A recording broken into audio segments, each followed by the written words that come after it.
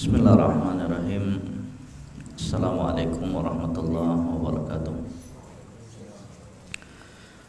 Alhamdulillah, hamdan katsiran thayyiban mubarakan fi. Wa asyhadu an la ilaha illallah wahdahu la syarika lah. Iqrar bihi wa tauhida. Wa asyhadu anna Muhammadan abduhu wa rasuluh. Yaqulu Rabbuna azza wa jalla fi kitabihil karim, ya ayyuhalladzina amanu taqullaha haqqa tuqatih wa la tamutunna illa wa antum muslimun. Ya ayyuhan nasu taqu rabbakumul ladzi khalaqakum min nafsin wahidah wa khalaqa minha zawjaha wa batha minhuma rijalan katsiran wa nisaa wattaqullaha alladzi tasaaluna bihi wal arham innallaha kana 'alaikum raqiba.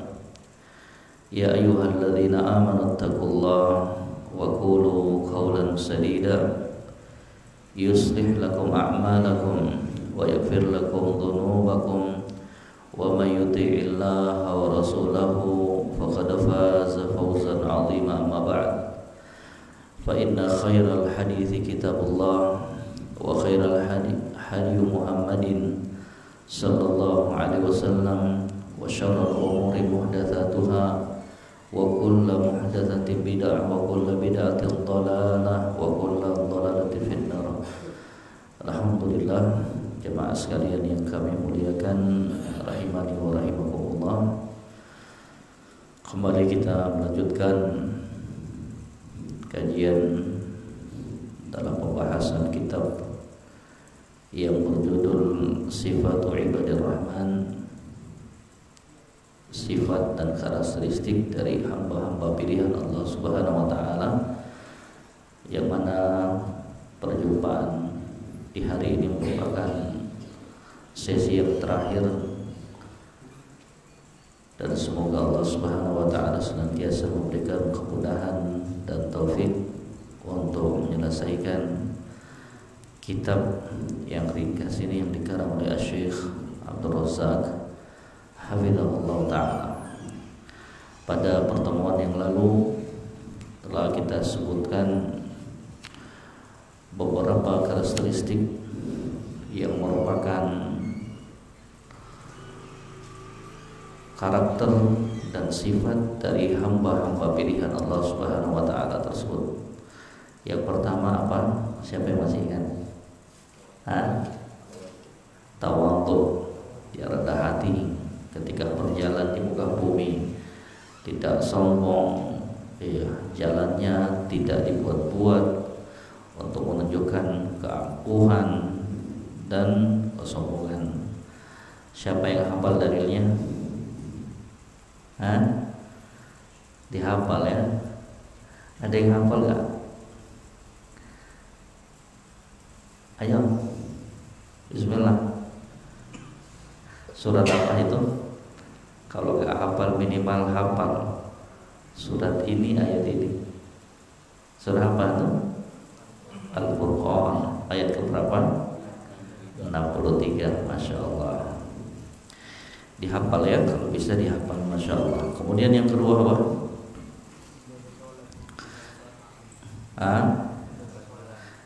Sebelumnya lawan dari tawadhu itu apa? Sombong. Berapa jenis? Dua, apa itu?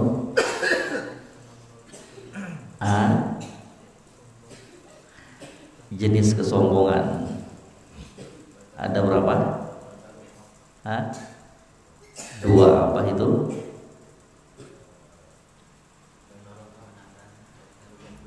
Enggak itu pengertiannya. Ini pembagian sombong. Ada berapa? Kalau definisi al-kibar sombong, batarul haq wa ghamtun nas. Dia tolak kebenaran, kemudian dia remehkan manusia. Pertanyaan saya, pembagian kibar itu sombong itu ada berapa? Kemarin udah disinggung kan? Ada dua, tiga. Ada yang dinamakan kibar batin, sombong batin, sombong hati. Ya. Kemudian yang kedua apa? Kesombongan lahir. Bagaimana bentuknya? Diwujudkan dengan fisiknya, cara jalannya, dan lain sebagainya. Dan itu terkumpul dalam hadis yang sahih yang diriwayatkan dari Nabi sallallahu alaihi wasallam, man ta'allama fi nafsihi. Ini namanya sombong batin. Barang siapa yang congkak sombong di dalam hatinya. Waqtala fi masyiyatihi.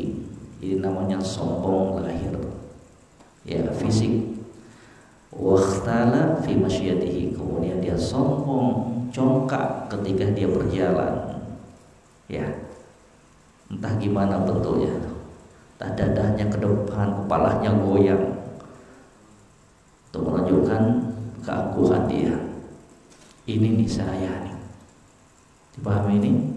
Itu pembagian dari sombong, dan itu disebutkan oleh Syekh Al-Utsaimin rahimahullah taala dalam syarah Bulughul Maram. Kemudian yang kedua apa? Menjaga sholat 5 waktu, demikian pula sholat malam. Kemudian yang ketiga, ada pertanyaan kemarin itu, apakah dipersyaratkan harus tidur dulu untuk bisa mengerjakan sholat malam? Apa jawabannya? Tidak dipersyaratkan. Paham ya? Gak harus tidur dulu. Ya, cuman tentunya yang lebih afdolnya untuk melaksanakan sholat malam itu di tengah malam. Ambil bagiannya kita untuk tidur sejenak, ya, kemudian bangun di tengah malam agar bisa lebih fresh, lebih maksimal kita beribadah kepada Allah Subhanahu wa taala. Tetapi jika ditanyakan apakah harus tidur dulu, jawabannya tidak. Kemudian yang ketiga apa? Dari karakteristik hamba pilihan Allah, rasa takut dan khawatirnya mereka terhadap siksaan neraka Allah Subhanahu wa taala. Dan kemarin telah disebutkan ada doa yang diajarkan oleh Nabi sallallahu alaihi wasallam, harus dihafal tuh. Makanya sekarang ditagih. Allahumma inni as'alukal jannah. Siapa udah hafal? Udah hafal semua ya? Jangan remehkan ini. Dihafal betul-betul, dipanjatkan. Ya. Ada yang udah hafal? Harus hafal semua. Nanti ditagih sama Ustaz Abdullah insyaallah. Ya, nanti setor sama Ustaz Abdullahnya atau Pak Haji nanti. Ya, nanti Ustaz Abdullah ingatkan lagi, ikhwah semuanya harus hafal. Ya. Diajarkan juga istrinya kita, anak-anaknya kita. Butuh kita. Tuh doa yang diajarkan Nabi kepada Aisyah radhiyallahu taala. Apa itu? Ayo. Minimal 3 lah, biar saya pulang ke Jakarta udah gak tenang. 3 harus saya hafal minimal. Ayo apa? Jangan lihat bukunya. Siapa tuh? Foto. Kasih keras suaranya.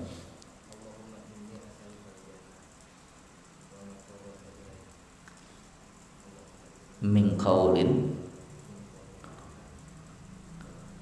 wa a'udzubika minan nar. Masya Allah. Siapa lagi? Ayo bagian tengah lagi, bagian tengah. Tadi udah, saya pikir udah. Bagian tengah. Ayo minimal 1 orang. Ayo, bismillah. Ayo. Bismillah. malu-malu beberapa nih. Anak yakin udah hafal, cuman malu-malu aja. Ayo, teman-teman. Sebelah kanan, silakan ayo. Bismillah. Ayo. Jangan malu-malu, belajar itu gak boleh malu. Teman-teman. Wa ma qarraba ilaiha min qawlin aw amalin wa a'udzu bika minan nar wa ma qarraba ilaiha min qawlin aw amalin. Masya Allah. Satu lagi. Ayo, tafadhal. Allahumma inni as'aluka al-jannah wa ma qarraba ilaiha min qawlin aw amalin wa a'udzu bika minan nar wa ma qarraba ilaiha min qawlin aw amalin. Masya Allah. Insyaallah yang lainnya udah hafal tuh. Kalau belum hafal dihafal ya, dihafalkan. Kemudian kata beliau as-sifatur rabi'ah, sifat dan karakteristik yang keempat, tawassutuhum fin nafaqah bainal israf wat taqdir. Sikap pertengahan mereka dalam hal membelanjakan hartanya. Ini termasuk salah satu ciri dan karakteristik dari hamba pilihan Allah Subhanahu wa taala.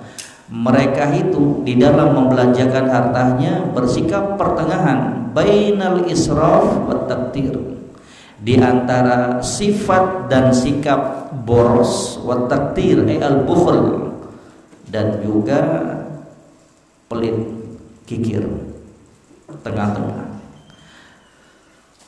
Tidak boros dan tidak pula kikir alias pelit. Dipahami ini jamaah sekalian. Ini sifat dan karakteristik yang keempat. Allah Azza wa Jalla, Allah Subhanahu wa taala berfirman, walladzina idza anfaqu lam yusrifu wa lam yaqturu wa kana baina dzalika qawama. Walladzina, yaitu orang-orang, ini hamba-hamba pilihan Allah Subhanahu wa taala.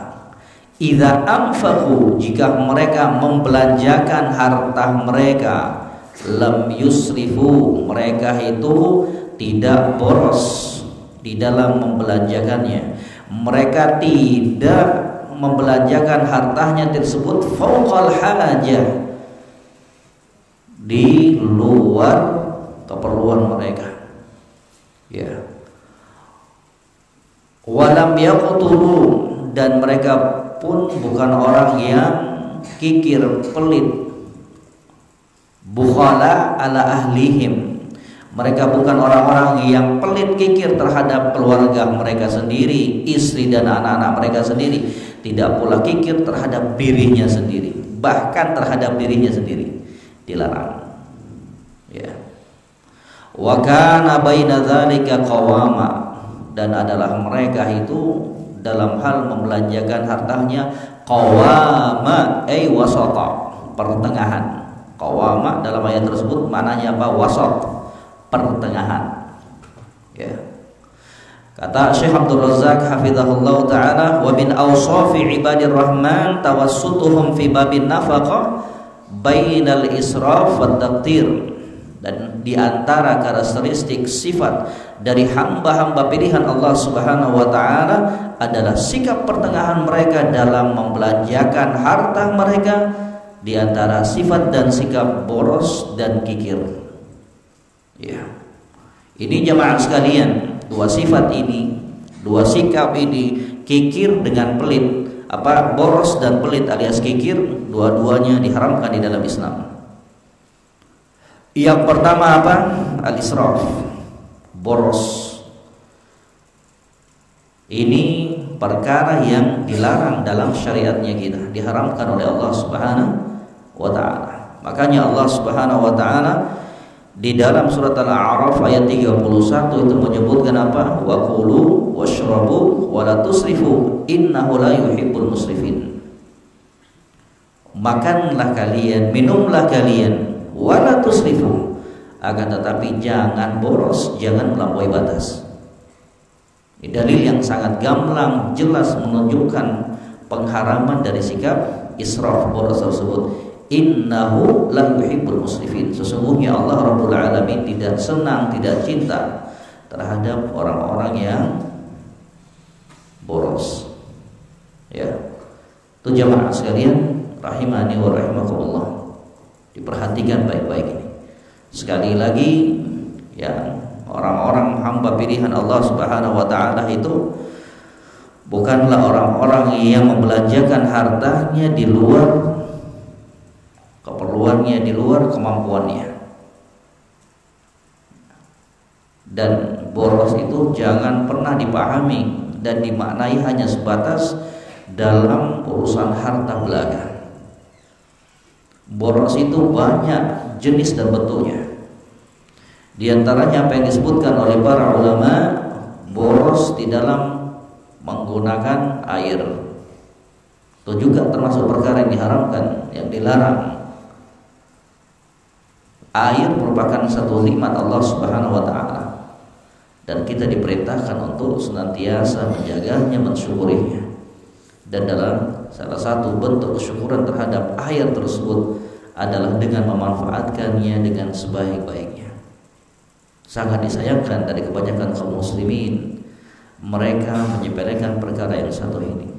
Kalau usah jauh-jauh ketika mereka berwudu, itu luar biasa, kerannya dibuka demikian besarnya dan air dibiarkan mengalir. Ya subhanallah, belum tahu kita, belum sadar kita bagaimana pentingnya air tersebut. Lihat daerah-daerah yang kekeringan, lihat daerah-daerah yang tandus seperti Afrika sana, sampai perebutan mereka untuk mendapatkan air itu pun bukan air yang bersih. Makanya jangan lalai di dalam menggunakan air ini. Bahkan kata para ulama, sekiranya kamu hidup di tempat yang di situ ada mengalir air, maka tidak diperkenankan bagi kamu untuk boros ketika berwudu. Demikian pula ketika mandi. Ya, sangat disayangkan. Demikian pula mandi janabah. Satu bak air itu terasa nggak cukup. Satu ember yang gede tersebut kayaknya nggak cukup. Dalam keadaan Nabi Shallallahu Alaihi Wasallam, makhluk yang termulia, begitu hematnya dalam menggunakan air. Siapa kita dengan junjungan kita Nabi Muhammad Shallallahu Alaihi Wasallam? Perhatikan ini, diajarkan dan ditanamkan kepada istri dan anak-anaknya kita, keluarganya kita, teman-temannya kita. Diingatkan, ya, orang-orang akan nampak fikihnya itu, kedalaman ilmunya di dalam menggunakan air. Yang disebutkan oleh para ulama. Ingin lihat bagusnya, dalamnya, tajamnya fikih seseorang, lihat dia ketika menggunakan air. Ya. Kemudian yang berikutnya adalah sikap boros ketika melaksanakan acara-acara walimahan. Itu juga yang sangat disayangkan. Undangan cuma 50 orang, akan tetapi dibuat sedemikian rupa itu. Makanan yang berlimpah ruah akhirnya terbuang, tidak dimakan. Kemudian juga di antara bentuk boros tersebut yang disebutkan oleh para ulama adalah boros dalam hal menggunakannya dalam perkara-perkara yang tidak bermanfaat. Di antaranya apa? Safar, berpergian ke negara kafir. Ya. Itu Syekh Al-Utsaimin rahimahullah ta'ala sangat keras dalam permasalahan ini. Beliau mengatakan harta-harta yang dia pakai selama dia safar, rekreasi, refreshing ke negara kafir, semua tersebut itu semuanya terhitung dosa dan akan dimintai pertanggungjawabannya. Haram hukumnya untuk melakukan safar ke negeri kafir. Haram hukumnya, ini hukum asalnya, tidak diperbolehkan. Ya, tidak diperbolehkan bagi seorang muslim dan muslimah untuk melakukan perjalanan safar ke negara-negara kafir, entah dengan alasan refreshing ataukah untuk tur. Yang parah itu jemaah sekalian, kalau dibuat apa? Umroh plus Eropa. Ini bahaya sekali. Ya, mempercampur adukan ibadah dengan perkara kemungkaran. Hati-hati, ya, hati-hati. Para ulama di sana memberikan fatwa akan bolehnya seseorang pergi berangkat ke negara kafir dengan beberapa persyaratan dan aturan main, dan di antara perkara yang membolehkan seseorang itu pergi ke negara kafir adalah dalam rangka untuk perdagangan, tijarah, boleh, dengan catatan apabila dia selesai dari hajahnya, keperluannya, maka hendaknya dia bersegera kembali ke negaranya.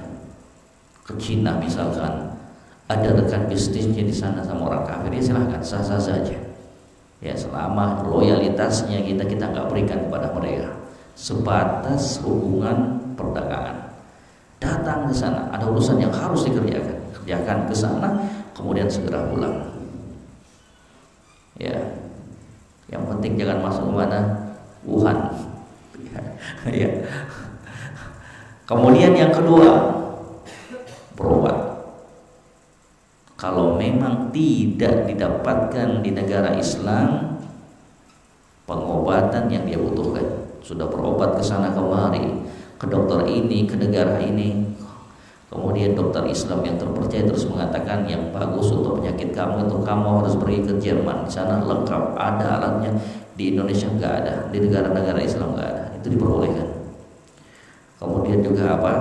Belajar tentang ilmu yang tidak didapatkan di negara Muslim, yang mana ilmu tersebut dibutuhkan oleh kaum muslimin dan Islam.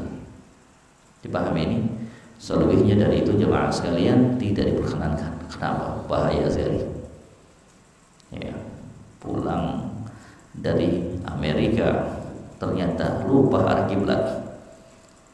Nauzubillah. Ngeri itu. Ngeri sekali.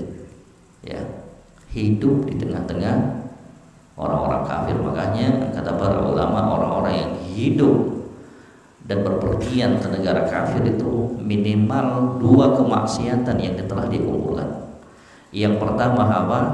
Dia telah menyelisihi syariat Allah Subhanahu wa taala dan memaksiati Nabi sallallahu alaihi wasallam. Kata Nabi sallallahu alaihi wasallam, "Wa ana bari'um min rajulin muslimin yuqimu baina adhhuril musyrikin." Dan aku berlepas diri, kata Nabi sallallahu alaihi wasallam, pada diri seorang muslim yang dia itu hidup di tengah komunitas orang-orang musyrik. Bayangkan Nabi sampai berlepas diri. Kemudian yang kedua dari kemaksiatan tersebut, da'mu iktisam biladil kufar. Harta yang kita pakai selama ke sana itu, yang kita habiskan selama di sana, itu akan menguatkan perekonomian negara kafir tersebut. Nauzubillah. Apalagi kalau negara kafir tersebut adalah negara yang terkenal permusuhannya terhadap Islam. Dipahami ini jemaah sekalian? Ini sisi yang pertama, israf, berlebihan, boros, tercela, haram. Kemudian yang kedua, kikir, pelit. Ini juga haram, ya, di dalam syariat Islam. Enggan untuk mengeluarkan hartanya. Dia menyangka bahwa dengan pelitnya dia, kikirnya dia, sikap dia menahan hartanya tersebut akan menjadikan dia kaya. Ini pemikiran yang kuno, primitif. Ya. Kalau ada orang yang masih menyangka, beranggapan bahwa untuk menjadi orang kaya itu harus menahan harta, tidak menginfakkannya untuk dirinya, keluarganya, bahkan tidak menginfakkannya di jalan Allah Subhanahu wa taala, sekali lagi ini asumsi pemikiran yang kuno dan primitif, harus dibuang jauh-jauh. Ya. Ada duitnya untuk makan aja dia tahan. Subhanallah, itu untuk dirinya. Ada loh jemaah sekalian tipikal orang-orang demikian. Ada duitnya untuk istri dan anak-anaknya saja dinafkahi, kurang untuk istri dan anak-anaknya. Tidak memenuhi kebutuhan istri dan anak-anaknya. Kenapa? Dia menyangka dengan dia menahan duitnya tersebut, dia tahan duitnya tersebut, akan memberikan kebaikan untuk dia. dibantah jelas oleh Allah Subhanahu wa taala di dalam Al-Qur'anul Karim. Wala yahsabannal ladzina yabkhaluna bima atahumullahu min fadli huwa khairan lahum bal huwa syarrun lahum. Jangan pernah menyangka orang-orang yang kikir ya itu terhadap apa yang telah diberikan oleh Allah Subhanahu wa taala itu baik untuk mereka. Jangan pernah mereka menyangka orang-orang yang kikir dari apa-apa yang telah Allah Subhanahu wa taala anugerahkan kepada mereka, jangan pernah mereka menyangka bahwa sikap dan sifat kikirnya itu baik untuk mereka. Bahkan kata Allah itu jelek, buruk untuk mereka. Bayangkan, untuk berinfak saja berpikir luar biasa. Untuk membelanjakan hartanya fikir 1000 kali. Na'udzubillah. Hati-hati. Dan disebutkan oleh para ulama, al-bukhl, kikir itu ada 2. Tiga faedah ini. Yang pertama, al-bukhlu fil wajibat wal faraid.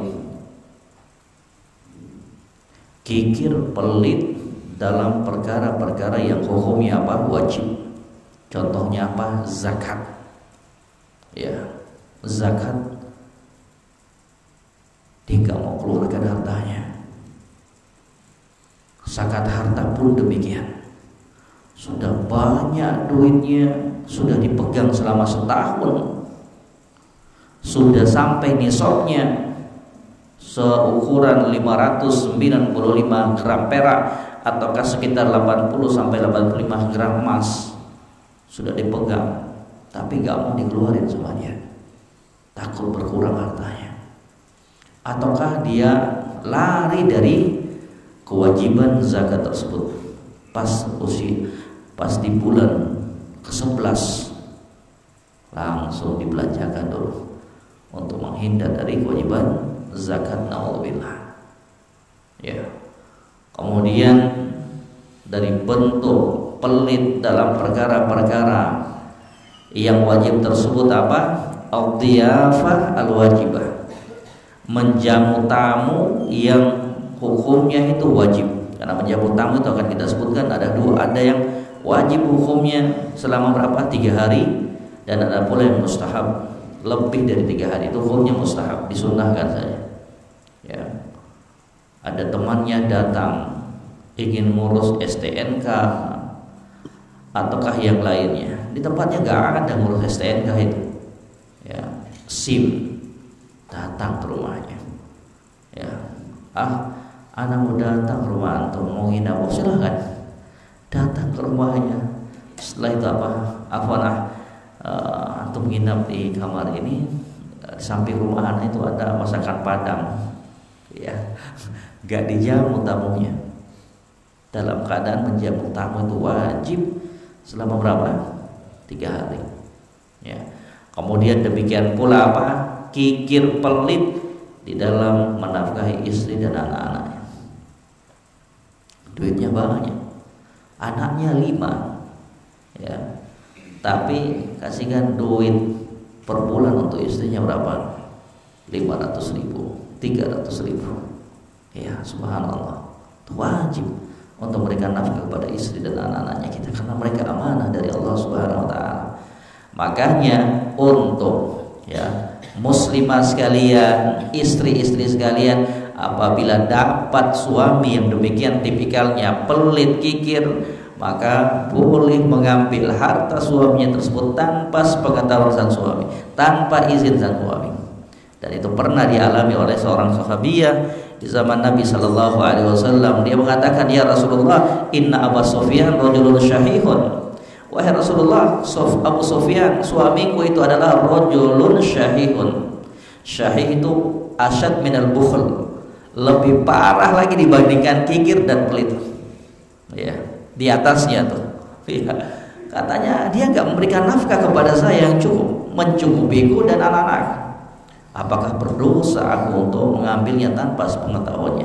Kata Nabi Shallallahu Alaihi Wasallam, khudhi ma yakfiki wa baniki bil ma'ruf. Ambil harta suami kamu tersebut yang mencukupi untuk kamu dan anak kamu, dengan catatan, ingat catatan pentingnya, bil ma'ruf, yang baik saja, dalam artian yang kamu butuhkan saja, jangan lebih. Dipahami ya? Satu sisi, jangan seorang wanita bermudah-mudahan dalam perkara ini. Haram hukumnya ketika seorang suami telah memberikan harta yang cukup memadai istri dan anaknya, kemudian sang istri mengambil lagi tanpa sepengetahuan sang suami. Pas lagi cuci pakaian suaminya, terselip duit di kantong suaminya 500.000, artinya silent, diam-diam ngambil. Haram hukumnya. Kenapa? Karena udah cukup dari apa yang telah diberikan oleh sang suami. Wah, jangan kemudian setelah kajian ini, katanya Ustaz boleh diambil. Ya, dengarkan baik-baik aturannya tuh, yang mencukupi kebutuhan pokok saya. Paham ini? Untuk dia dan anak-anaknya. Jangan kemudian ambil duitnya untuk ganti HP-nya, pakai Samsung A70 atau kayak yang terbaru. Jangan. Paham ya? Itu perkara yang harus diperhatikan kedua belah pihak. Sang suami tidak diperkenankan bagi mereka apabila dalam keadaan mampu untuk tidak memberikan nafkah yang cukup kepada sang istri. Demikian pula sang istri diperbolehkan baginya untuk mengambil sekedarnya saja yang mencukupinya. Pahamin Bu Ustaz? Gimana kalau suaminya kekurangan juga? Maka sang istri pada kondisi tersebut bersabar. Bersabar itu lebih bagus. Ya, dengan keadaan sang suami mensyukuri apa yang diberikan oleh Allah Subhanahu wa taala. Kemudian jenis bukhul, kikir yang kedua yang disebutkan oleh para ulama, al-bukhlu fil mustahabbat. Kikir pelit dalam perkara-perkara yang hukumnya mustahabbah, dianjurkan. Contohnya apa? Sedekah. Enggan dia untuk mengeluarkan duitnya di dalam menginfakkannya di jalan Allah Subhanahu wa taala. Heran orang-orang yang seperti ini jemaah sekalian. Kalau pergi mall luar biasa, itu harga nggak dilihat sama dia, langsung aja masuk ke keranjang jualannya. Giliran ada pembangunan masjid, pembebasan tanah, membantu anak yatim, para janda, pikir 1000 kali. Ini 50.000 bisa untuk isi bensin, bisa untuk beli pulsa. Na'udzubillah. Jangan pakai kali-kaliannya kamu, jangan pakai matematikanya kita, jangan pernah, ya, jangan. Tapi pakai apa yang telah dituntunkan oleh Nabi Sallallahu Alaihi Wasallam. Pegang hadis ini, kata Nabi Sallallahu Alaihi Wasallam dalam hadis Abu Hurairah, "Ma naqasat sadaqatun min malin." Tidak akan berkurang harta yang diinfakkan, disedekahkan di jalan Allah Subhanahu wa taala. Pegang kuat-kuat, jangan pernah ragu, karena itu sabda Nabi Sallallahu Alaihi Wasallam. Jangan pernah ragu, keluarkan semuanya. Ya, jangan menjadi pribadi-pribadi yang pelit. Tidak akan berkurang harta yang diinfakkan, disedekahkan di jalan Allah Subhanahu wa taala. Itulah yang akan menjadi modal kita pada hari kiamat kelak. Bukan yang kita makan kemudian menjadi kotoran, bukan yang kita berikan pakaian kemudian lusuh, tapi apa yang kita sedekahkan, itu yang kekal akan memberikan kemanfaatan untuk dirinya kita. Sedikit Ustaz, gak apa-apa, sesuai dengan kemampuannya kita. Allah itu nggak lihat besar kecilnya, tapi melihat bagaimana keikhlasan kita ketika mengeluarkan harta tersebut. Rubba amalin saghirin tu'azzimuhun niyah. Kata para ulama, terkadang amalan kecil yang disertai niat yang ikhlas tulus akan menjadi besar nilainya di sisi Allah Subhanahu wa taala.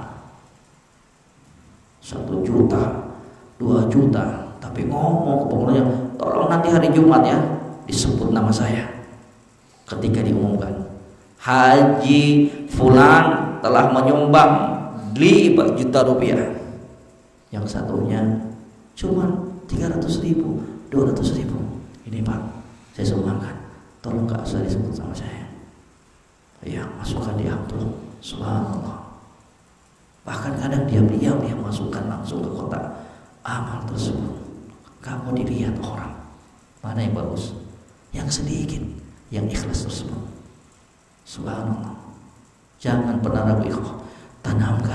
Tanamkan kepada anak-anaknya kita, istrinya kita untuk gemar bersedekah. Gak akan merugi kita. Ya, pasti akan diganti oleh Allah Subhanahu wa taala. Karena itu janji Allah Subhanahu wa taala.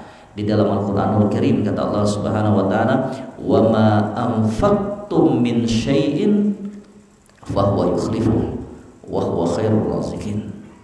Dan apa saja yang kalian infakkan, syai'an di situ pakai nakirah, besar, kecil, apa saja yang kalian infakkan, sedekahkan di jalan Allah, fa huwa yukhlifuhu, ya Allah yang akan menggantikannya. Dan ya Allah sebaik-baik pemberi rezeki.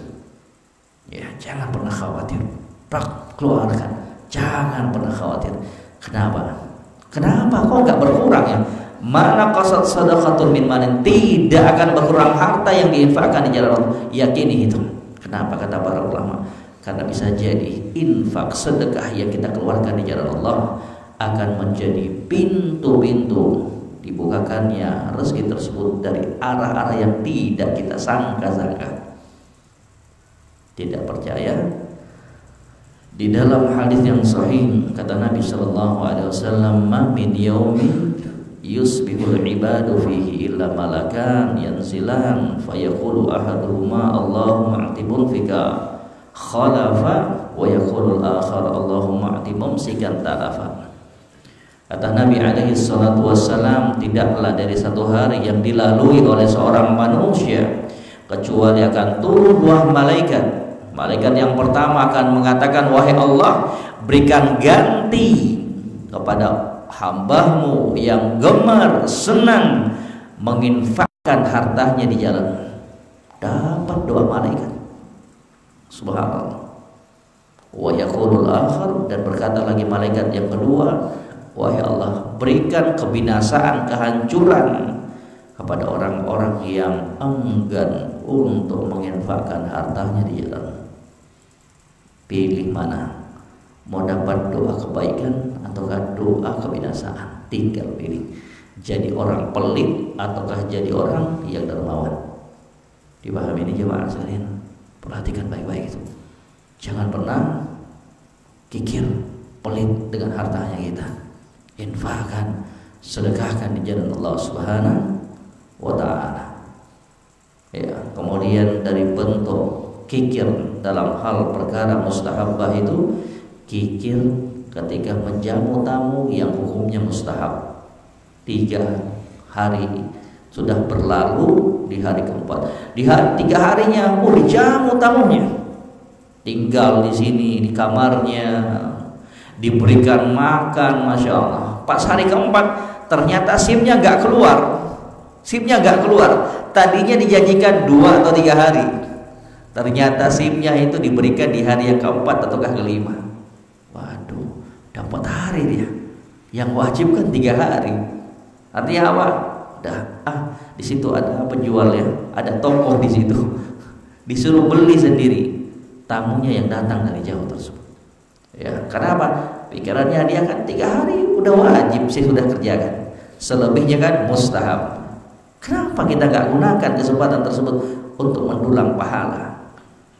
Amalan yang paling bagus itu kata para ulama diantaranya adalah apa? Menjamu tamu. Kenapa? Karena harta yang ada pada kita itu cuma dititipkan oleh Allah Subhanahu wa taala untuk orang tersebut. Ya. Tamu itu jatahnya sudah ada, cuma dititipkan kepada kita dan kita salurkan, jadikan sebagai perantara untuk apa? Beribadah, mendulang pahala. Makanya jangan pernah khawatir. Dipahami ini jemaah sekalian, dan berbagai macam bentuk lainnya. Al-muhim intinya kikir itu ada 2. Yang paling parah itu al-bukhlu fil wajibat wal faraid. Kikir dalam hal dan perkara apa yang sifatnya wajib. Itu dosa lebih parah lagi. Dipahami ini jemaah sekalian. Kemudian kata beliau, kembali ke kitab ini, ya. Wa min awsafi ibadir rahman tawassutuhum fi babin nafaqah bainal israf wat takthir. li'annahum 'alimu anna Allah 'azza wa jalla sayas'aluhum yaumal qiyamah an hadhihi ni'mah allati a'tahum iyyaha. Kenapa mereka bersikap pertengahan? Kenapa hamba-hamba pilihan Allah Subhanahu wa taala itu tidak boros, tidak pelit, kikir? Kenapa? Kata Syekh, li'annahum 'alimu, karena mereka paham, mereka berilmu, mereka meyakini bahwa harta yang Allah Subhanahu wa taala anugerahkan kepada mereka tersebut akan dimintai pertanggungjawabannya di hari kiamat kala. Na'udzubillah. Paham betul mereka bahwa harta itu hanyalah titipan amanah dari Allah Subhanahu wa taala. Ya. Kama sahhan Rasulullah sallallahu alaihi wasallam, sebagaimana telah sahih dari junjungan kita Nabi Muhammad sallallahu alaihi wasallam, annahu qala, beliau bersabda. Didengarkan baik-baik, perhatikan baik-baik, karena ini 4 pertanyaan yang pasti dan pasti kita semuanya akan ditanya. La tazulu qadama 'abdin yaumal qiyamah hatta yus'al an arba'. Tidak akan bergerak, tidak akan bergeser, tidak akan berpindah kedua kaki seorang hamba. Abd di situ. Lafadznya umum, abdin. La tazulu qadama 'abdin, tidak akan bergerak, bergeser kedua kaki seorang hamba. Semuanya kecuali para nabi. Tiga itu. Nabi, para anbiya tidak akan ditanya 4 perkara ini, dikecualikan. Nabi itu cuma ditanya 1 perkara, hal balagtum. Wahai para nabi, apakah kamu telah menyampaikan apa yang saya perintahkan untuk kalian sampaikan kepada umat ini? Terhadap 4 pernyataan ini ataukah pertanyaan ini, pada hari kiamat tidak ditanyakan kepada mereka. Khusus para nabi 3 itu. Ini untuk seluruh hamba saja. Yang pertama, an umrihi fima afnah, tentang umurnya, usianya, kemana dia habiskan selama ini. Na'udzubillah. Jadi coba dipikir-pikir, saya udah umur 30 tahun nih. Ya, coba dipikir, banyakkan mana saya pakai usia saya? Apakah untuk lalai dan berbuat maksiat, ataukah telah saya gunakan untuk beribadah dan menghabiskannya dalam perkara-perkara kebaikan? Tinggal kita pikirkan, tinggal kita renungi jamaah sekalian. Ya, dari waktu yang telah diberikan oleh Allah Subhanahu wa taala itu, kemana telah kita salurkan, kita pakai? Ya. Waduh Ustaz, Anda udah umur 40 tahun, 30 tahun kelabu kehidupan saya. Ya, pekat lika-liku kehidupan saya pernah alami Ustaz. Jawabannya apa? Gak mengapa. Selama kamu mau bertobat kembali kepada Allah Subhanahu wa taala. Kenapa? Karena yang menjadi penilaian Allah adalah akhir dari amalan seseorang. Innamal a'malu bil khawatim. Sesungguhnya amalan itu yang menjadi barometernya, penilaiannya adalah di akhir dari kehidupannya. Lebih bagus jadi mantan preman dibandingkan mantan ustadz ataukah mantan orang soleh. Bagusan mana yuk? Ya kan? Ya, mantan preman. Dulu mantan preman. Orang kalau datang lihat dia di pasar kabur semuanya orang. Tapi sekarang subhanallah, sholat 5 waktu terus di masjid, gemar bersedekah. Ya, terhadap orang tuanya betul-betul dia mulakan. Terhadap orang lain dia jaga lisannya. Subhanallah. Ya, itu lebih bagus dibandingkan dulu rajin ke masjid sholat 5 waktu. Ternyata apa? Sudah mabuk-mabukan, berzina, ya kan? Bukan berarti juga oh ya, gak apa-apalah kalau begitu saya jadi preman aja dulu lah. Ya, nanti baru saya bertobatkan. Ustaz bilang tadi innamal a'malu bil khawatim, tidak demikian. Ya, jangan tunda-tunda tuanya kita. Ya, pokoknya dimanfaatkan tuh. Buka lembaran yang baru. Umurnya kita ya ikhwan, diperhatikan baik-baik. Kemana kita habiskan? Itu akan ditanya kita pada hari kiamat kelak. Kemudian yang kedua, wa an ilmihi fima fa'ala fihi, tentang ilmunya dia apakan? Dia apakan? Ilmu yang selama ini telah dia dapatkan, dia dengarkan, dia catat, dia pelajari, dia kemanakan ilmu tersebut? Apakah selama ini ilmu tersebut yang telah dia pelajari, yang telah dia catat, yang telah dia hafalkan hanyalah sekedar untuk berbangga-banggaan di tengah manusia, untuk dijadikan sebagai bahan agar bisa tampil di hadapan manusia, na'udzubillah, dengan menyusun berbagai macam retorika, menyusun berbagai macam kalimat per kalimat, agar kemudian pandangan manusia tertuju padanya, ataukah dia gunakan ilmu tersebut dalam rangka untuk menunjukkan jati dirinya, untuk mendapatkan pujian manusia, na'udzubillah. Hati-hati. Puncak tujuan dari belajar ilmu agama adalah al-amalu bihi, diamalkan, dipraktekkan, diaplikasikan.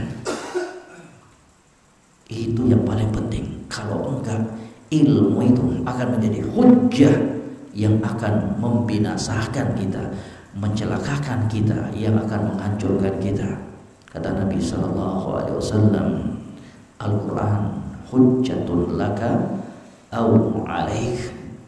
Al-Qur'an itu menjadi hujjah yang akan menyelamatkan kamu kapan dibaca, diresapi, direnungi, dipahami, kemudian diamalkan. Itu yang akan memberikan kemanfaatan.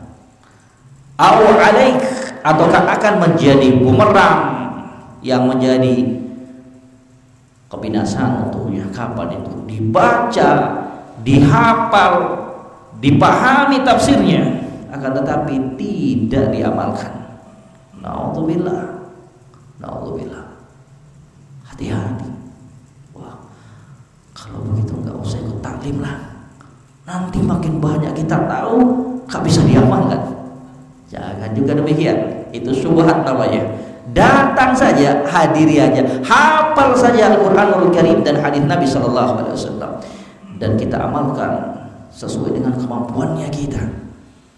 Kerahkan kemampuannya kita untuk mengamalkan apa-apa yang telah kita ketahui. Seraya terus berdoa meminta hidayah dan kekuatan dari Allah Subhanahu wa taala untuk mengamalkannya. Dipahami ini jemaah sekalian. Jangan buka peluang bagi syaitan. Oh, bahaya. Nanti makin banyak saya tahu, maka jadi hujah buat saya. Jangan. Itu jeratan iblis. Ya. Dipahami ini? Itu coba sekalian. Ilmu itu untuk diamalkan. Kemudian lihat ini intinya nih. Wa an malihi min aina tasabahu wa fima anfaqah. Tentang hartanya, dari mana dia dapatkan dan kemana dia salurkan. Bayangkan, untuk umur satu pertanyaan, untuk ilmu satu pertanyaan, kemana dihabiskan, kemana dia pakai. Untuk harta, giliran pertanyaan tentang harta ada dua. Dari mana dia dapatkan, kemana dia salurkan. Ya kan? Kenapa? Karena terkadang ada orang yang bebas selamat dari pertanyaan pertama, min aina tasabahu, di mana kamu dapatkan? Dari cara yang halal, wahai Allah. Saya dapatkan dari bisnis yang halal, dari kantor saya, pekerjaan saya, dari sawah ladangnya saya.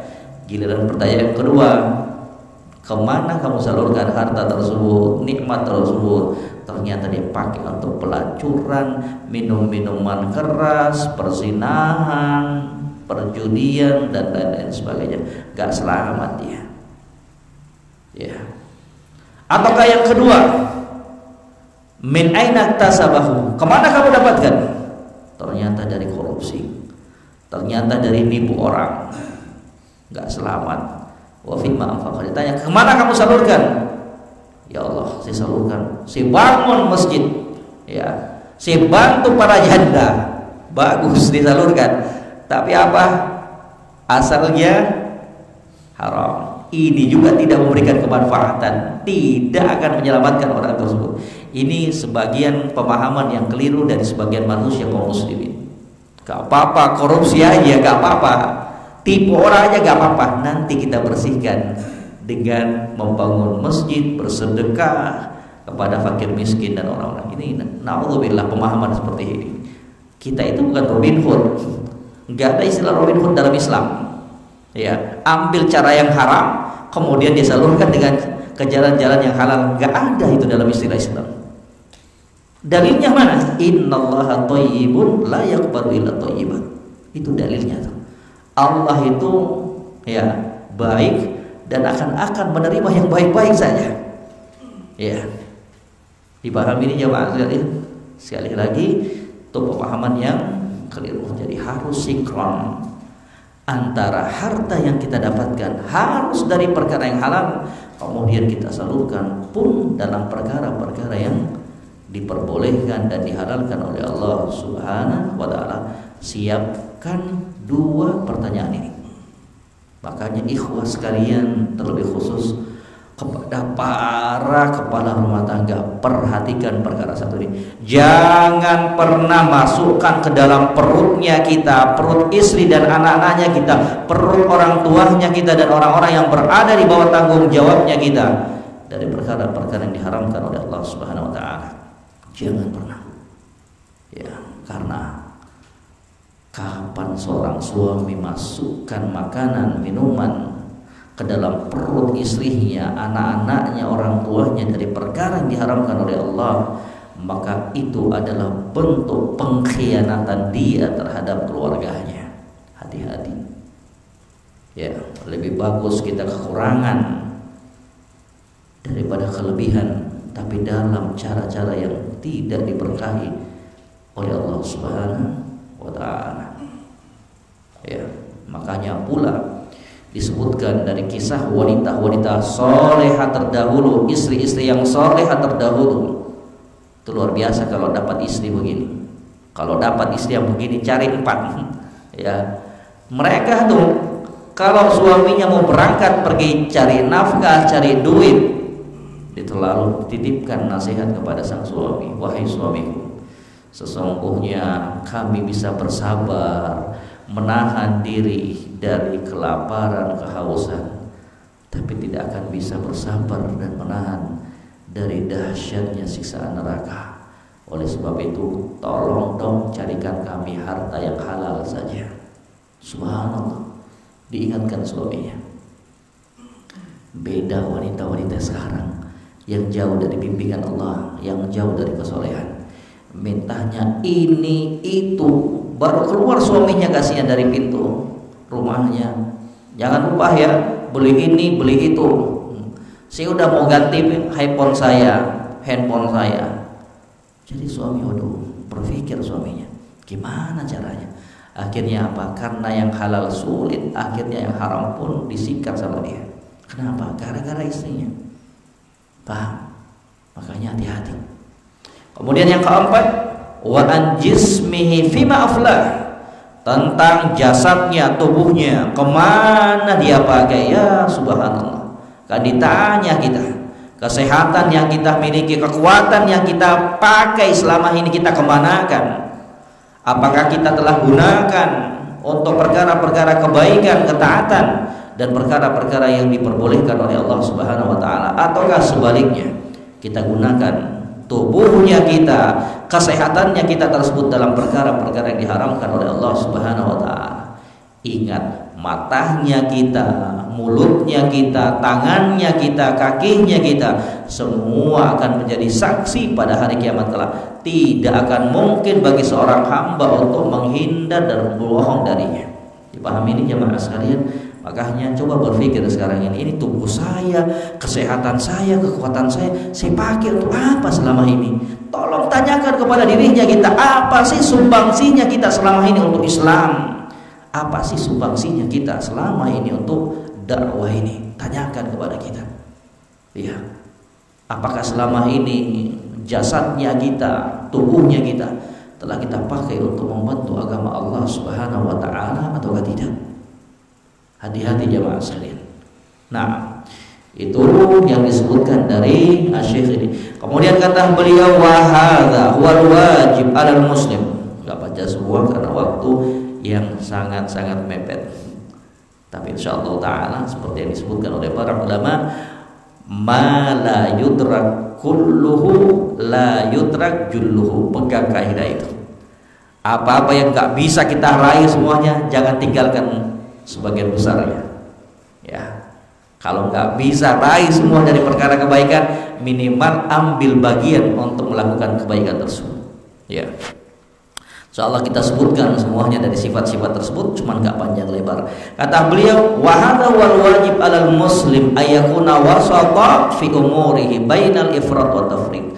Dan inilah perkara yang wajib bagi setiap muslim dan muslimah, selalu di tengah dalam segala urusannya, antara boros dan kikir, antara berlebihan dan bergampang-gampangan. Sawabun fi hadzal bab au ghairihi min abwabid din wad dunya. Sama saja. Apakah dalam hal membelanjakan harta ataukah perkara-perkara yang lainnya dari permasalahan-permasalahan agama dan dunia. Pakai di tengah selalu ikhwah. Dalam urusan dunia ambil yang perkara-perkara yang di tengah. Paham ini? Jangan berlebihan, jangan meremehkan. Demikian pula dalam urusan agama, wasat, pertengahan. Jangan ekstrim, jangan hulu, tercela, bahaya. Ya. Kata Nabi sallallahu alaihi wasallam dalam hadis Abdullah bin Mas'ud, halakal mutanattirun, binasa, celaka orang-orang yang ekstrim hulu. Enggak boleh. Ana cuma mau belajar sama Ustadz fulan saja. Ana mau kajian hanya di masjid ini. Ana nggak mau belajar sama orang lain. Jangan. Ya. Paham ini jemaah sekalian? Ya. Demikian pula ketika ibadah, waktunya ngantuk, tidur. Jangan dipaksakan. Makanya Nabi menegur keras seorang wanita ketika mendapati ada seutas tali yang dikaitkan di masjid. Nabi katakan, wahai Aisyah, tali siapa ini?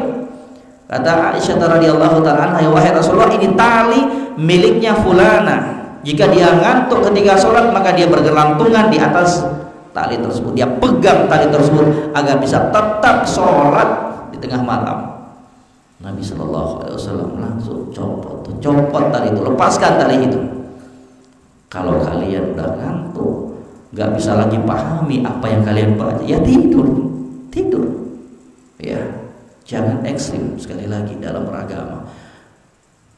Yang ada itu adalah sikap kita pertengahan. Gimana sikap pertengahan tersebut, Ustaz?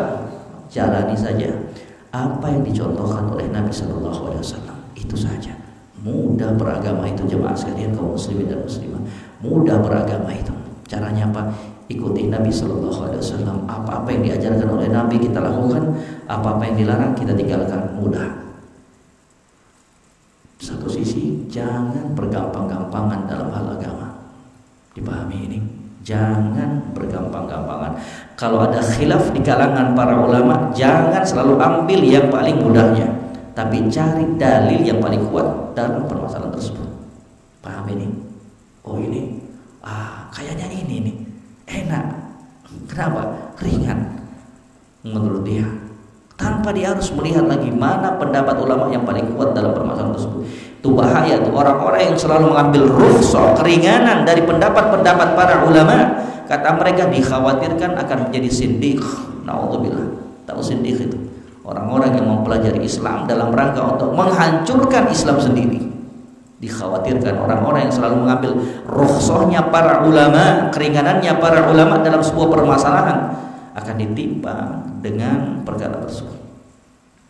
Ya, sekali lagi pertengahan enak tuh segala sesuatunya, urusan dunia dan agamanya kita selalu berada di tengah. Makanya Islam itu adalah agama pertengahan di antara agama-agama yang lainnya.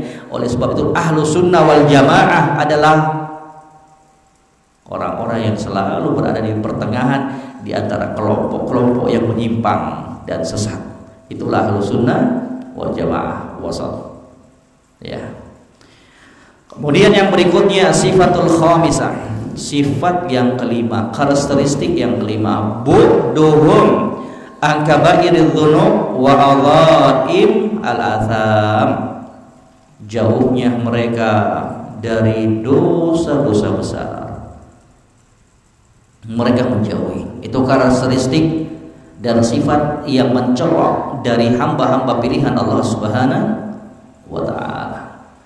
Qala azza wa jalla, Allah Subhanahu wa ta'ala berfirman, walladzina la yad'una ma'allahi ilahan akhar wa la yaqtuluna nafsal lati harramallahu illa bil haqq wa la yaznun. Dan hamba-hamba pilihan Allah Subhanahu wa ta'ala itu adalah mereka-mereka yang tidak beribadah, berdoa kepada selain Allah Rabbul Alamin. Syirik itu dosa yang pertama.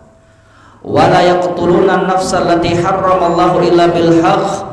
Mereka tidak pula menumpahkan, membunuh jiwa yang diharamkan untuk dibunuh. Mereka tidak membunuh jiwa yang diharamkan oleh Allah Subhanahu wa ta'ala illa bil haqq, kecuali dengan alasan yang dibenarkan oleh syariat ini.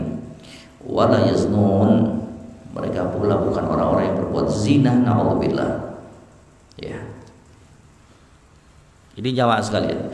Kemudian kata beliau, famin abrazi sifati ibadir rahman al-muttaqin. Maka diantara sifat hamba Allah Subhanahu wa ta'ala yang paling mencolok, sifat hamba pilihan Allah yang bertakwa yang paling mencolok, ijtinabuhum kabairadz dzunub wal atham. Mereka itu sangat menjauhi dosa-dosa besar. Jauh mereka. Waqad khassallahu azza wa jalla fi hadzal siyaq thalatha kabair bidzikr.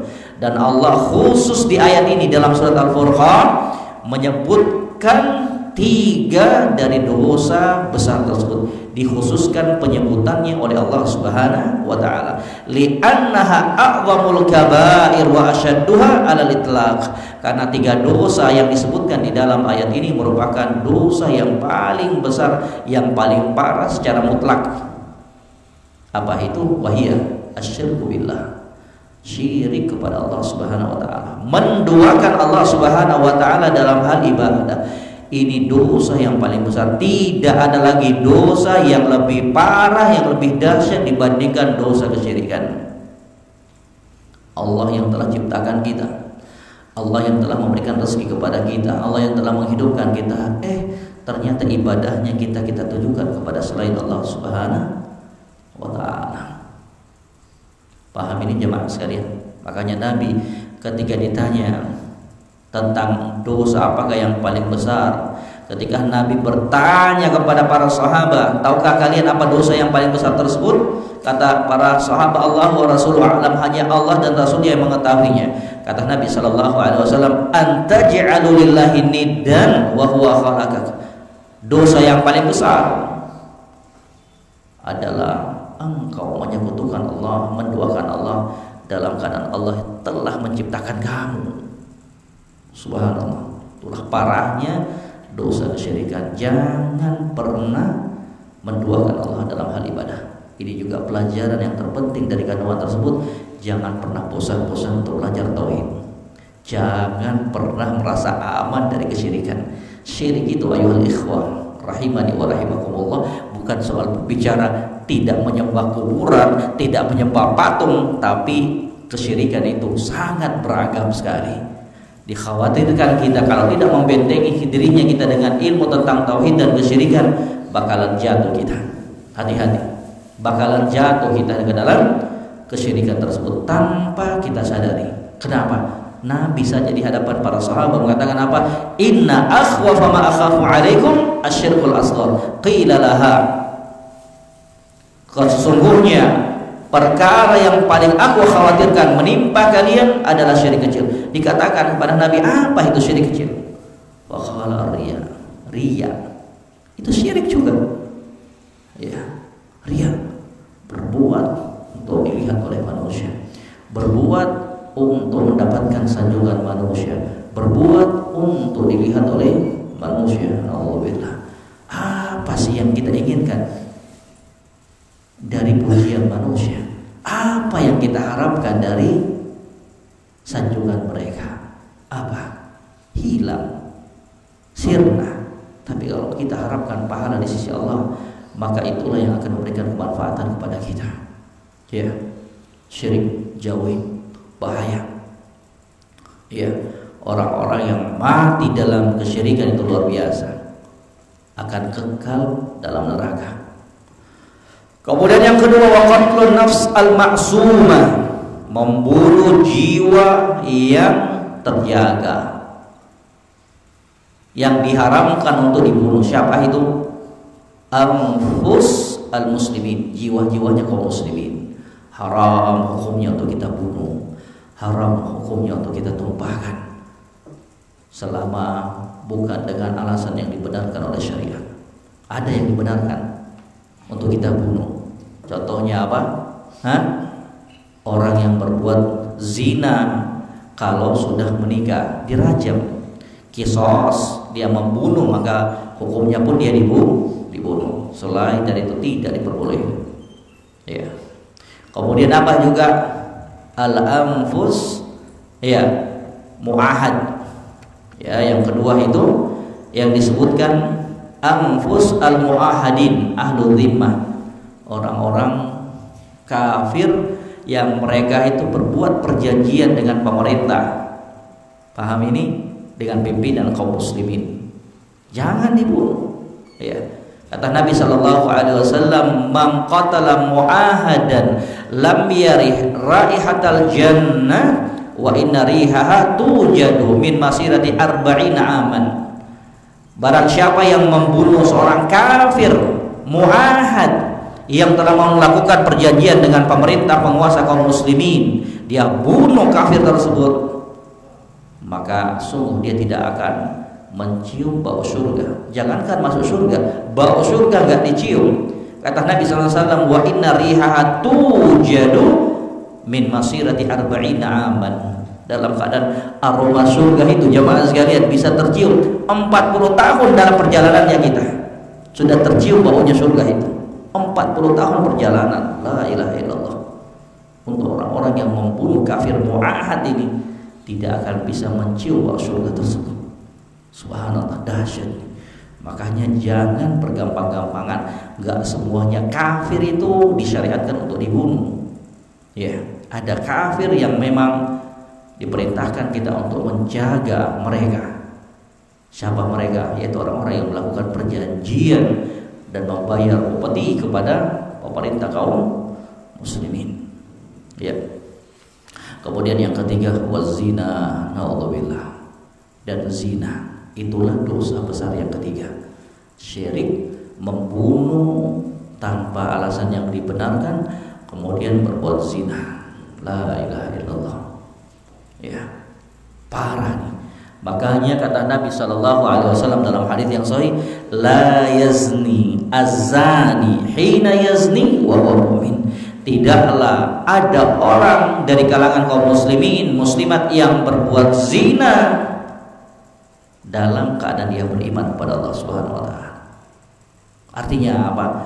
Keimanannya itu dicabut ketika dia berbuat zina tersebut. Ya, kesempurnaan imannya. Ya, nanti dia bertobat, istighfar, baru dikembalikan kesempurnaan keimanannya tersebut. Makanya luar biasa Islam itu, jamaah sekalian. Segala celah, pintu, sarana, sebab-sebab yang akan mengantarkan seorang hamba dalam perkara zina itu ditutup rapat-rapat di dalam Islam. Dalam firman-Nya, wala taqrabuz zina, jangan dekati zina. Kata para ulama, ucapan firman Allah Subhanahu wa taala, wala taqrabuz zina, jangan dekati zina, itu lebih dalam maknanya dibandingkan larangan untuk berbuat zina secara langsung. Dipahami ini jamaah sekalian, perhatikan itu luar biasanya Islam. Luar biasanya Al-Qur'anul Karim. Wala taqrabuz zina, jangan kalian mendekati zina. Sekali lagi ini lebih ablaq, lebih ausa, lebih dalam maknanya dibandingkan pelarangan langsung untuk berbuat zina. Jangan dekati zina. Artinya apa? Perkara-perkara yang bisa mengantarkan kita ke dalam perbuatan zina dijauhi. Apa itu? Dari pandangan kita. Jaga pandangan matanya kita. Karena itu adalah perkara-perkara yang akan mengantarkan kita ke dalam perbuatan zina. Makanya kata Allah Subhanahu wa taala dalam Al-Qur'anul Karim, "Qul lil mu'minina yaghuddu min absarihim wa yahfadhu furujahum, dzalika azka lahum. Innallaha khabirun bima yasna'un." Kata Allah, katakan wahai Muhammad sallallahu alaihi wasallam kepada para hambaku, kaum mukminin yaghuddu min absarihim, hendaknya mereka tundukkan sebagian pandangannya, pakai min di situ, min, sebagian dari pandangannya. Kenapa? Karena enggak semua pandangan itu dilarang oleh Allah Subhanahu wa taala. Ada pandangan yang diperbolehkan, lihat istrinya kita, lihat mahramnya kita ketika datang melamar akhwat. Jangan ketika datang melamar tunduk, bukan tempatnya tunduk pada saat itu. Tapi pasang matanya kita baik-baik. Kalau perlu pakai kacamata, biar nggak salah pilih. Kenapa? Karena itu momentum yang diperbolehkan. Jangan ketika nggak melamar maka matanya membelalak, giliran nazar tunduk malu-malu, bukan tempatnya. Dipahami ini jamaah sekalian. Makanya Allah sebutkan min absarihim, sebagian dari pandangannya. Tundukkan sebagian dari pandangan. Itu lezat sekali jamaah sekalian. Coba praktekkan. Kalau kita lihat wanita yang haram untuk kita lihat, apalagi kalau dia pamer auratnya, kemudian kita tundukkan, istighfar, tundukkan pandangannya kita, demi Allah, kelezatannya itu luar biasa, dirasakan oleh hatinya kita. Gak usah lihat, ngapain lihat, malah sakit hati. Udah dosa, sakit hati lagi, ya kan? Makin sakit hati lihat wanita-wanita yang demikian itu, sakit hati. Kenapa? Gak bisa kita pegang, gak bisa kita miliki. Mending yang halal di rumahnya kita, istrinya kita. Walhamdulillah, yang jomblo segera nikah ente. Dipahami ini jemaah sekalian? Iya. Ini bagaimana dahsyatnya syariat Islam. Yang kedua dari ayat ini, kata Allah Subhanahu wa taala, ya yaghuddu min absarihim, tundukkan pandangannya mereka. Baru perintah yang kedua, wa yahfadhu furujahum, jaga kemaluan. Allah enggak perintahkan kita untuk menjaga kemaluan dulu, kemudian tundukkan pandangan. Kata para ulama, kenapa demikian? Karena dari pandangan itulah seseorang akan bisa terjatuh dalam perbuatan zina. Makanya kata para ulama, an-nazar sahmun min siyami al-iblis. Sahmun, ya, masmumun, panah beracun dari panah-panahnya iblis. Itulah pandangan matanya kita. Dikisahkan jamaah sekalian dari orang-orang terdahulu, ada seorang muadzin dahulu, terkenal solehnya, jago sekali dia, kumandangkan azan terus tepat pada waktunya. Qaddarallahu masyafa'al, di suatu hari dia mengumandangkan azan naik ke tempat yang tinggi. Biasalah dia, nggak ada pengeras suara dahulu. Ketika dia lantunkan suara azannya tersebut, ketika dia melengok ke arah kanan, ternyata dia melihat wanita yang cantik. Subhanallah, ternyata wanita cantik tersebut adalah seorang Nasrani. Cari dia, gak konsentrasi lagi memandangkan azan. Setelah sholat langsung dia cari, pergi ke rumah perempuan tersebut. Ternyata perempuan tersebut adalah seorang Nasrani. Kemudian dia sebutkan keinginan dia untuk menikahi sang wanita tersebut. Orang tua wanita itu dan wanita tersebut mempersyaratkan bisa menikahinya ketika dia murtad, pindah agama. Hati-hati, kisah nyata yang disebutkan oleh para ulama. Gara-gara apa? Pandangan mata. Akhirnya apa jamaah sekalian? Rela jual agamanya, murtad sang muadzin tersebut. Tahu nggak? Ya, belum masuk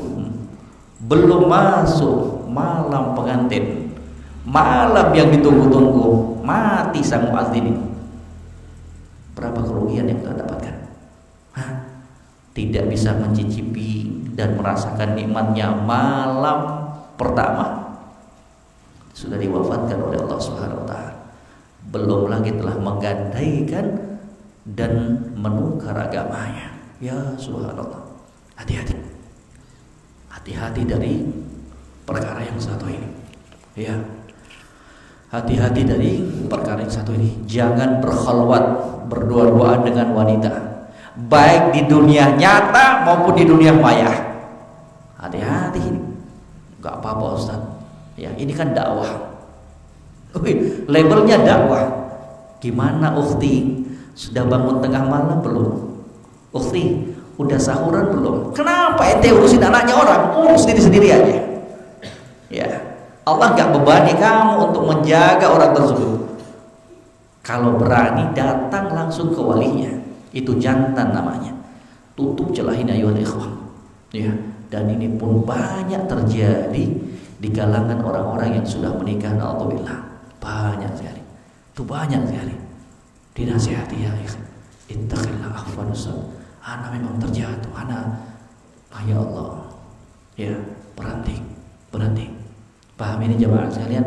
Kalau yang bujang segera datangi orang tuanya. Kalau yang sudah berkeluarga putuskan karena Allah Subhanahu wa taala. Kalau enggak, maju nikahi dia untuk kedua kalinya. Apalagi janda. Jangan beri sekali-kali peluang untuk mereka. Baper tuh janda itu, kasihan mereka. Ya. Kalau tak mau nolong janda, jangan tanggung-tanggung, langsung nikahi. Ya. Bahaya daripada terjatuh ke dalam fitnah. Ya, jangan berdua-duaan. Bahaya. Berdua-duaan syaitan yang ketiga. Ya. Makanya para ulama itu paling khawatir dengan fitnah perempuan ini. Katanya, saya diamanahkan harta, saya masih bisa menjamin diri saya selamat. Tapi saya diamanahkan, dititipkan seorang budak hitam pun sekalipun, maka saya gak akan merasa aman dengan diri saya. Dahsyatnya fitnah wanita itu. Dahsyatnya fitnah wanita. Tutup celah-celah, tutup rapat-rapat. Jamaah sekalian rahimani wa rahimakumullah. Hati-hati. Ya. Ustaz, udah terlanjur. Pernah bunuh orang, pernah buat syirik, pernah pula saya berzina. Udah lengkap semuanya. 3 dosa pernah saya lakukan. Jangan putus asa.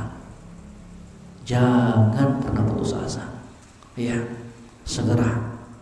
Ancaman yang disebutkan oleh Allah Subhanahu wa taala untuk pelaku-pelaku dosa besar tersebut itu dikecualikan untuk mereka-mereka apa? Man badara wa sara'a ila taubah min hadhil kaba'ir. Demikian kata Syekh Abdul Razak. Dikecualikan dari ancaman ini untuk mereka-mereka yang bersegera kembali bertobat kepada Rabbnya Allah Subhanahu wa taala. Tobat kita, nyesal kita, nangis kita, ya Allah, saya dulu gak tahu ya Allah, hitam, gelap, kelabu kehidupan saya wahai Allah. Sekarang saya ingin kembali wahai Allah kepadamu. Ingin kembali saya, jujur wahai Allah Subhanahu wa taala. Lihat itu kisahnya siapa? Al-Imam Fudail Ibn Iyad, Qutba'ut Tariq. Orang kalau udah dengar namanya Fudail Ibn Iyad gemetar sudah. Gak berani lagi mereka lewat jalan tersebut kalau udah malam. Lebih bagus nunggu pagi hari dibandingkan harus lewat di tengah malam tersebut. Kenapa? Takut sekali, ngeri dengan sosok Al-Fudail Ibn Iyad. Ya, ngerinya luar biasa. Takut orang sama dia. Tapi lihat, di suatu hari dia manjat ke sebuah tembok, kemudian mendengarkan lantunan firman Allah Subhanahu wa taala. Alam ya'ni lil ladzina amanu an takhsha'a qulubuhum li dzikrillah. Belumkah datang waktunya bagi seorang mukmin tersebut untuk hatinya bergetar mengingat Allah Subhanahu wa taala. Kaget dia. Kaget Fudail bin Iyad mendengarkan firman Allah Subhanahu wa taala. Belumkah datang waktunya, saatnya untuk seorang mukmin tersebut tergetar hatinya mengingat Rabbnya Allah Subhanahu wa taala. Nangis dia. Dia langsung katakan, sekarang wahai Allah, sekarang waktunya wahai Allah, sekarang waktunya. Bertobat dia, belajar dia. Sekarang jadi apa? Alim ulama yang namanya senantiasa dinukilkan dalam sejarah dan ilmu-ilmu Islam. Fudail bin Iyad rahimahullah ta'ala belajar jadi imam, gak tanggung-tanggung hijrahnya. Ya, gak tanggung-tanggung. Mantan preman langsung hijrah, belajar. Subhanallah, jadi imam. Gak ada kata terlambat. Jamaah sekalian, yakin Allah itu sayang kepada kita.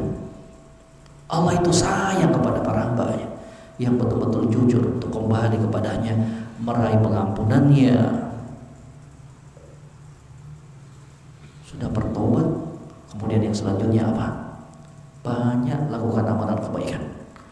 Itu perkara-perkara yang dilakukan oleh orang-orang yang sudah kelabu kehidupannya.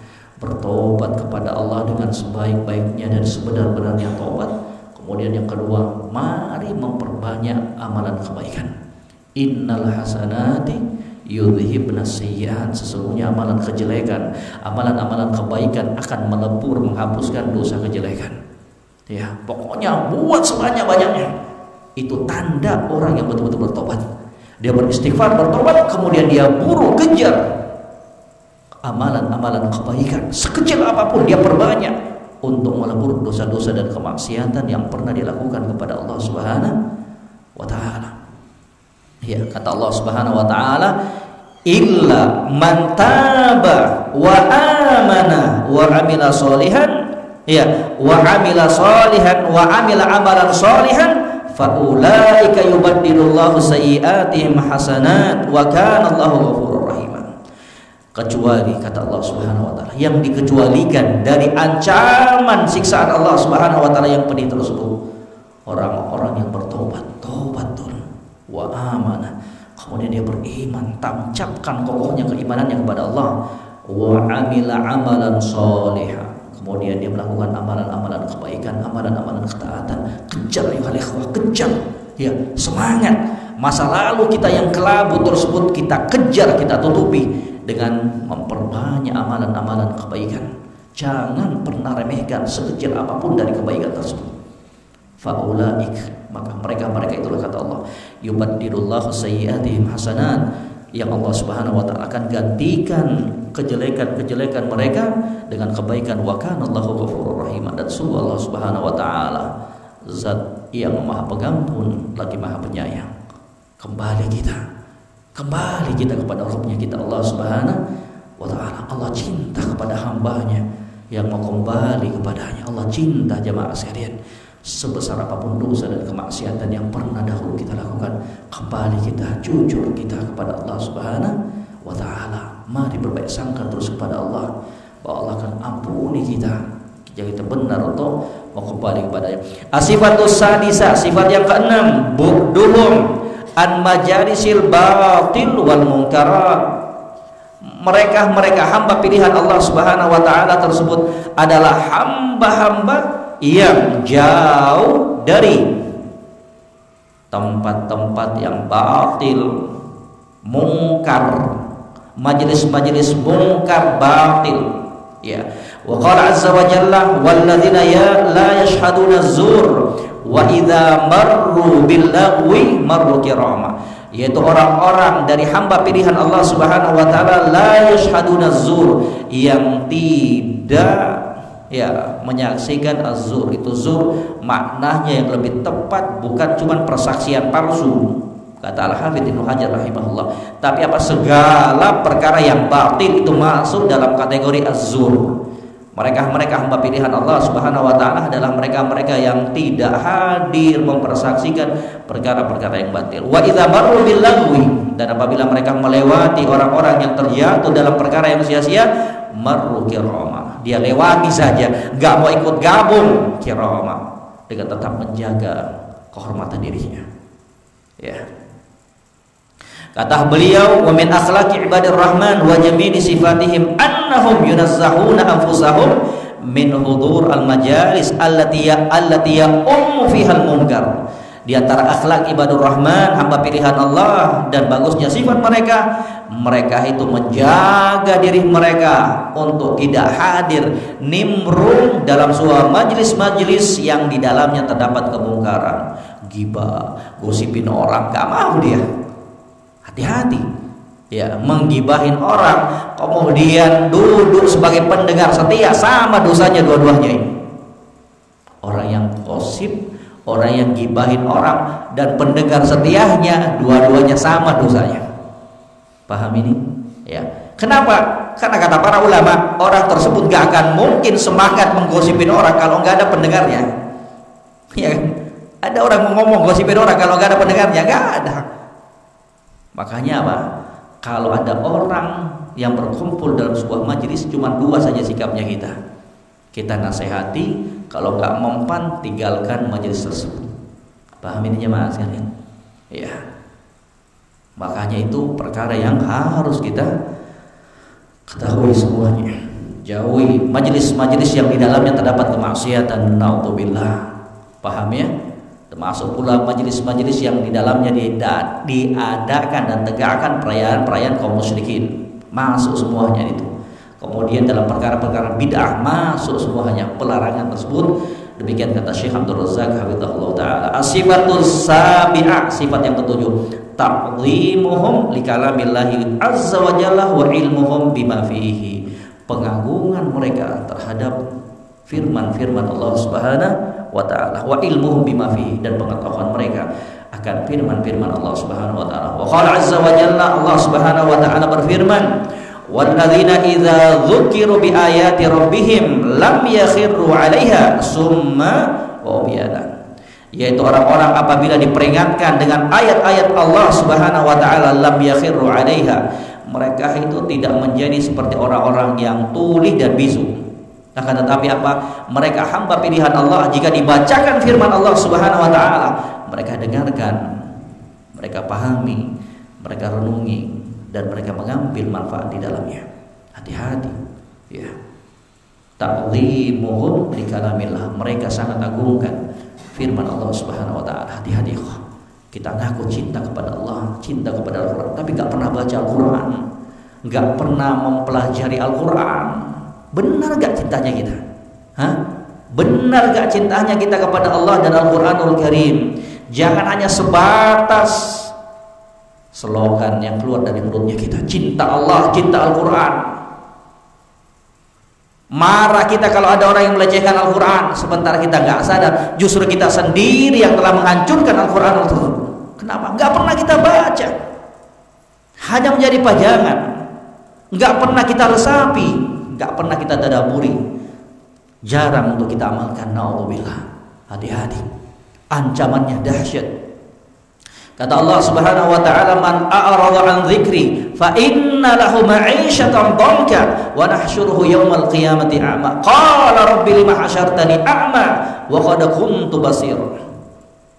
Orang-orang yang disiksa pada hari kiamat itu mengatakan, kata Allah Subhanahu wa taala, barang siapa yang berpaling dari peringatanku, dari Al-Qur'anul Karim, fa inna lahu ma'isyatan dhanka, sungguh akan sempit dadahnya dalam kehidupan dunia. Itu iqab, siksaan yang dia rasakan di kehidupan dunia itu. Dia berpaling dari peringatan Allah Subhanahu wa taala. Wa nahsyuruhu yaumal qiyamati a'ma. Kami bangkitkan hamba tersebut pada hari kiamat dalam keadaan buta. Buta dia pada hari kiamat. Ya subhanallah. Buta di dunia itu masih mending. Bahkan kalau kita sabar pahalanya luar biasa. Tapi kalau buta di akhirat, mau kemana kita jemaah sekalian? Allah rabbi lima hasyartani a'ma. Wahai Allah, kenapa engkau bangkitkan aku dalam keadaan buta? Kata Allah Subhanahu wa taala apa? Demikianlah. Ya.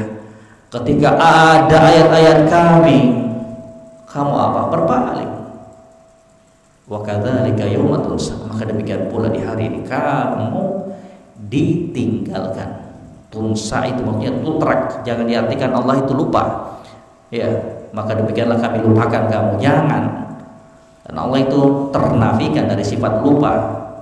Paham ini? Makna lupa itu ada dua. Dan termasuk di sini apa? An-nisyan ini maknanya at-tark, ditinggalkan pada hari kiamat. Ditinggalkan oleh Allah Subhanahu wa taala. Ya subhanallah, hati-hati. Ya. Utsman bin Affan itu mengatakan apa? Man law tahurat qulubukum ma syabi'at min kalamillahi azza wa jalla. Kalau hati kalian bersih, sungguh kalian tidak akan pernah bosan-bosan membaca Al-Qur'anul Karim.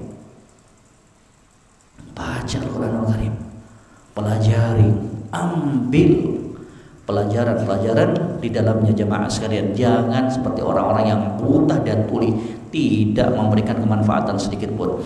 Sifatul tsaminah, sifat yang 8. Inayatuhum bid-du'a wat tadarru' ila Allah azza wa jalla.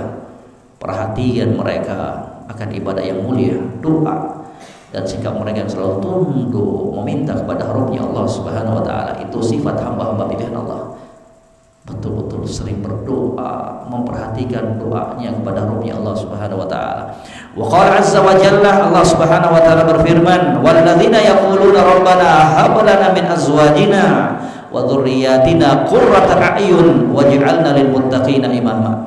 Yaitu orang-orang yang senantiasa berdoa kepada Rabbnya, wahai Allah, anugerahkan kepada kami istri-istri, keturunan-keturunan yang selalu menyejukkan hatinya kami, dan jadikan mereka sebagai pemimpin-pemimpin bagi orang-orang yang bertakwa. Mereka butuh kepada Allah Subhanahu wa taala. Hamba-hamba pilihan itu selalu berdoa kepada Rabbnya Allah Subhanahu wa taala. Mereka butuh kepada Allah Subhanahu wa taala. Mereka hadapkan dirinya kepada Allah Subhanahu wa taala. Seluruh kebutuhannya, baik kebutuhan dunianya, agamanya, dia hanya minta dan harap kepada Allah Subhanahu wa taala. Itu jemaah sekalian, ya.